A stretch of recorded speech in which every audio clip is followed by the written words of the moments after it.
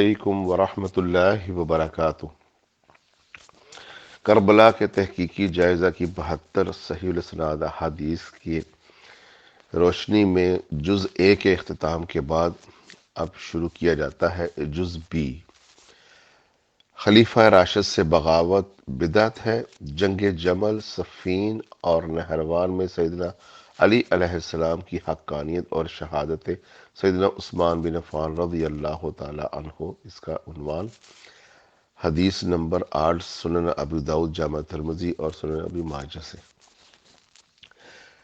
سیدنا ارباز بن ساریہ رضی اللہ تعالی عنہ کا بیان ہے کہ ایک روز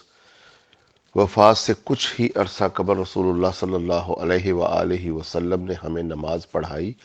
اور پھر ہماری طرف روح انور کر کے بہت ہی اثر انگیز خطبہ ارشاد فرمایا،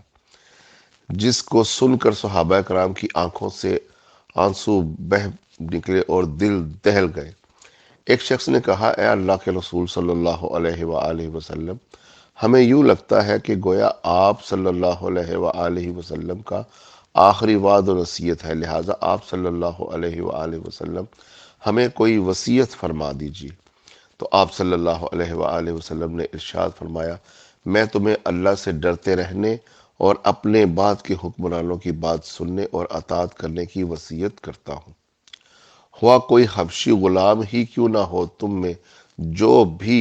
میرے بعد زندہ رہا وہ بہت ہی اختلاف دیکھے گا۔ دیکھنا اس اختلاف کے وقت تم میری سنت اور راست باز اور ہدایت یافتہ خلفائے راشدین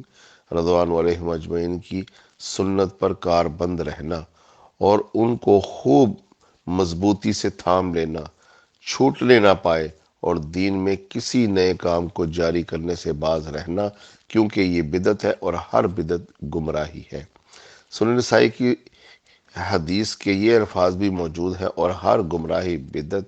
بدعتی کو دوزخ میں لے جانے والی ہے۔ اس حدیث سے ہم نے یہ اخذ کیا، اور نبی علیہ الصلوۃ والسلام نے ایک غیبی خبر بھی عطا فرمائی صحابہ کرام رضوان علیہم اجمعین کو کہ میرے بعد تم بدعت میں نہ پڑ جانا، اور میرے بعد خلفۂ راشدین مہدیین، یعنی 30 سال تک کے خلفاء، جس طرح کہ ہم پیچھے یہ واضح کر چکے، نبی علیہ الصلوۃ والسلام نے خود کھول کھول کر یہ باتیں ارشاد فرما دی کہ الخلافت من بعد 30 سنہ ثم تکون ملکا عضودا۔ اسی کی روشنی میں نبی علیہ الصلوۃ والسلام نے عرصہ بھی بتا دیا اور اس کا وقت بھی بتا دیا، اور یہ بھی فرما دیا کہ تم پر اس کے ان فسادات اور ان بدعات سے بچنا اور خلفائے راشدین کی سنت پر عمل کرنا۔ یعنی نبی علیہ الصلوۃ والسلام نے یہ واضح لفظ میں فرما دیا کہ جو 30 سال تک خلافت راشدہ علی منہج نبوہ ہے، اور تم پر یہ لازم ہے کہ تم میری سنت اور اس کے بعد خلفائے راشدین مہدیین کا دامن پکڑنا اور ان کی سنت پر کاربند رہنا۔ لہٰذا آپ نے دیکھا کہ حضرت علی کرم اللہ وجہ،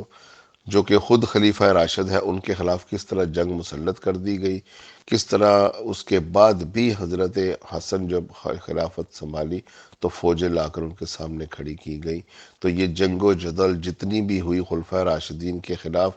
چاہے وہ ابو بکر ہوں، عمر ہوں، عثمان ہو، علی ہو، حسن ہو، یہ خلفۂ راشدین مہدیین کے خلاف جنگ کرنے پر اللہ کے نبی نے بھی اور صحابہ کرام کو بھی واضح فرما دیا گیا کہ ان کے خلاف جنگ بدعت ہے، اور ان کے خلاف بغاوت یہ ایک ایسی بدعت ہے جو گمراہی ہے، اور ہر گمراہی جو ہے وہ انسان کو آگ میں لے جانے والی ہے۔ وَنَعُوذُ بِاللَّهِ۔ السلام علیکم ورحمۃ اللہ وبرکاتہ۔